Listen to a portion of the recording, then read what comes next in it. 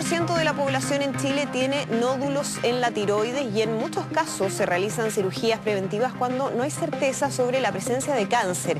Evitar estas cirugías cuando no son necesarias es lo que busca un nuevo sistema de diagnóstico de la enfermedad creado por investigadores de la Universidad Católica. Estamos con uno de ellos, el doctor Hernán González, cirujano oncólogo de la Universidad Católica. Doctor, muchísimas gracias por acompañarnos. Hola, ¿qué tal? ¿Cómo estás? Y quiero partir preguntándole cuál es el nivel de prevalencia que tiene, por una parte, los nódulos de tiroides, que sabemos no es lo mismo que el cáncer de tiroides.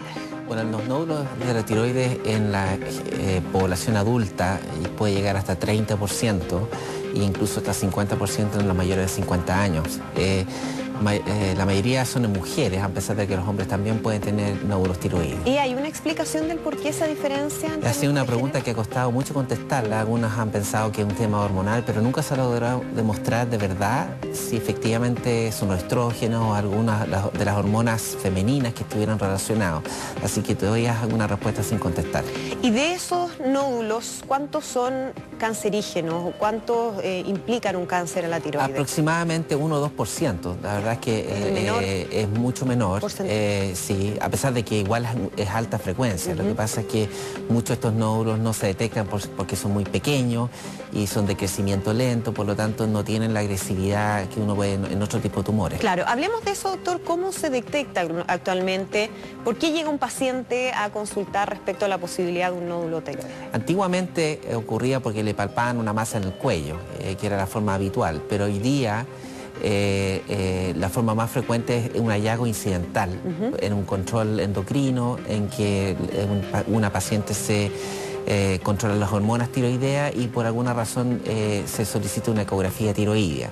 Y ahí como un hallazgo se encuentra un nódulo tiroideo y que bajo ciertas características tendría indicación de hacerse una punción diagnóstica. Claro, ahora no siempre un nódulo genera modificaciones o trastornos en los niveles de la hormona tiroidea, ¿no? La mayoría de las veces no produce nada. No produce nada, por lo tanto es más difícil de detectar en ese caso, cuando son más pequeños y no quizás generan algo más físico. Exactamente, porque la estructura no necesariamente está relacionada con la función. Claro. ¿Y qué puede provocar un nódulo en la tiroides? ¿Cuáles son los principales riesgos que tiene? Bueno, los nódulos tiroideos en sí, dado su alta prevalencia en general, producen poco, afortunadamente, pero en aquellos pacientes que los nódulos crecen mucho, por ejemplo, o alguna ha hecho información maligna de las células, esos son los casos en que puede producir problemas. Por lo tanto, ya sea por un tema de tamaño o por naturaleza maligna, son los temas que uno siempre está atento a identificar para poder hacer una resolución médica o quirúrgica según sea la necesidad. Claro, entiendo que antes, doctor, era muy frecuente que hubiese inmediatamente como la intención de sacar el nódulo, de hacer cirugía, que eso también tiene una serie de consecuencias. ¿Qué es lo que en estos momentos se recomienda cuando hay un nódulo de un tamaño significativo? Lo que se recomienda es que cuando hay una o por tamaño o por características del nódulo ecográfica, se recomienda hacer una punción de tiroides. Esa punción de tiroides tiene esencialmente 3 opciones. O sale benigno, o sale maligno, o sale indeterminado. El indeterminado es el que nos produce problemas, porque ese grupo de personas tiene alrededor de un 25% de tener un tumor maligno. Por lo tanto, en muchos casos se opta por hacer cirugía.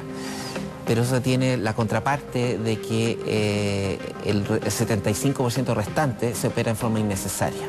Y de ahí viene esta innovación nuestra. Hablemos de eso, doctor. ¿Cuál es el desarrollo que ustedes están haciendo en términos de una detección temprana, ¿no? Que sea... Es más una precisión. Ya, perfecto. Es una precisión. En este grupo específico de nódulos indeterminados, lo que queremos hacer es identificar los casos que verdaderamente son benignos y no para que no se haga la cirugía preventiva. O sea, en aquellos nódulos donde no está claro si hay cáncer o no y que actualmente terminan extirpándose, poder evitar llegar a la cirugía. Exactamente. ¿Y eso a través de qué, doctor? Esto es un nuevo test genético que lo que hace es que analizamos 10 marcadores genéticos y por métodos de inteligencia artificial se logra estimar en forma predictiva con 97% de seguridad si el nódulo es benigno o no.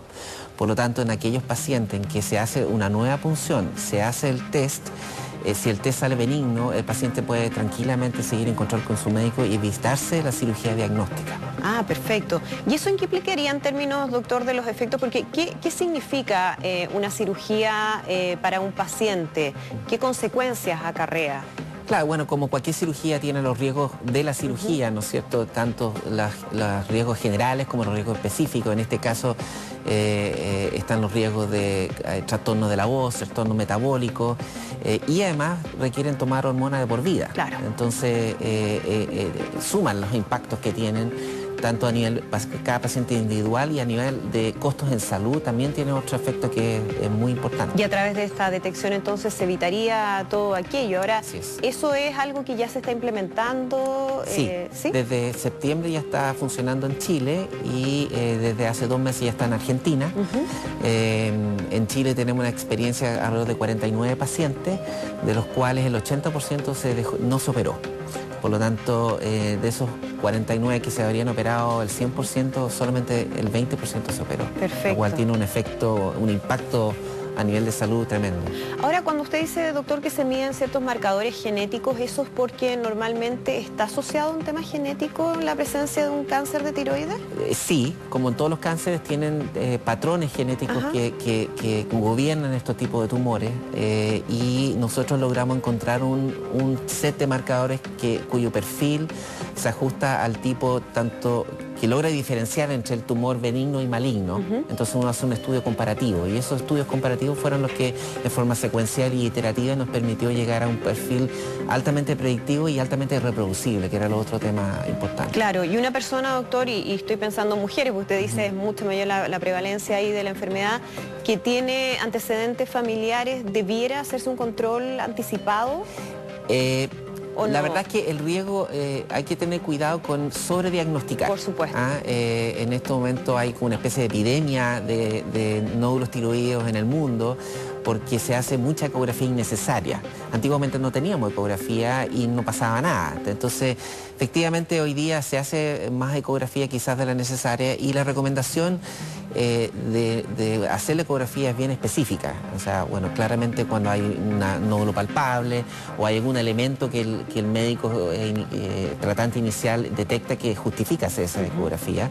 Y cuando alguien ha tenido un cáncer de tiroides, los parientes directos sanguíneos sí tienen un riesgo un poquito mayor. Ya. Pero eso se debe ponderar con su médico tratante, no es algo que haya salir corriendo a hacérselo.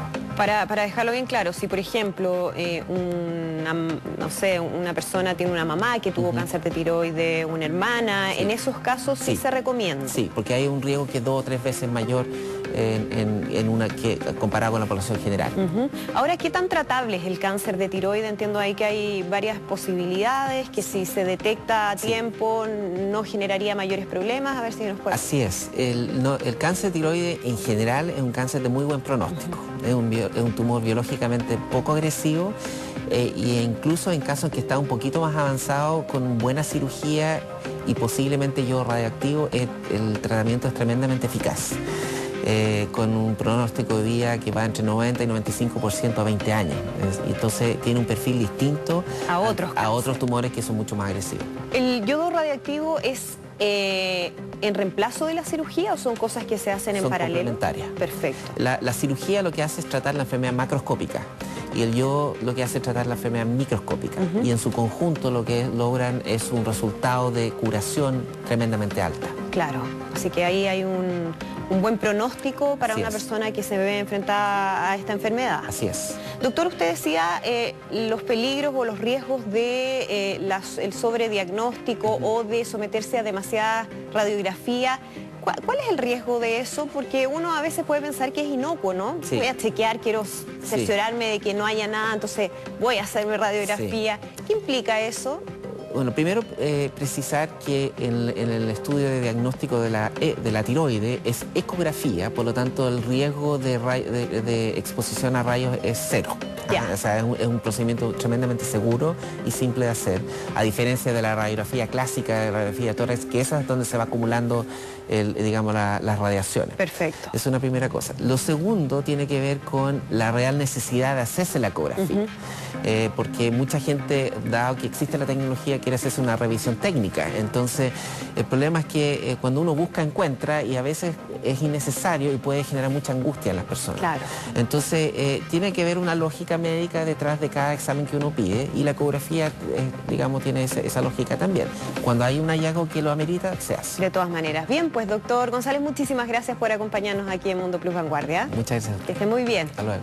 Nosotros vamos a hacer una pausa y al regreso vamos a estar revisando la hazaña lograda por un estadounidense que rompió el récord de profundidad en el Océano Pacífico. Ya volvemos con más.